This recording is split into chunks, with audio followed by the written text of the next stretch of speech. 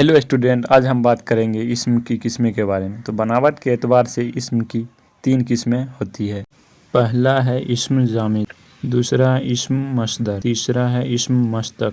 इसम जामिद की तारीफ। इसम जामिद उसे कहते हैं जो ना खुद किसी कलमा से निकला और ना उससे कोई दूसरा कलमा निकलता है।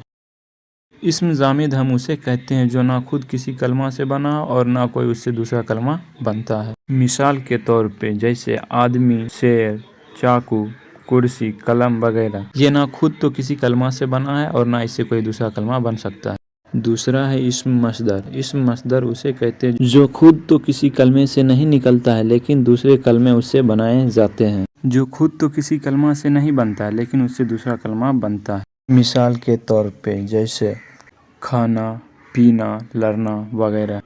तीसरा है इसम मश्तक। इसम मश्तक उसे कहते हैं जो मस्दर से बना। इसम मश्तक उस कलमा को कहते हैं जो मस्दर से निकला हो। मिसाल के तौर पे जैसे खाना मस्दर हो गया, खा रहा है या खाने वाला या खाएगा मश्तक हो गया। जैसे पीना से पीने वाला, दौड़ना से दौड़ने वाला, ये सब मश्तक हो।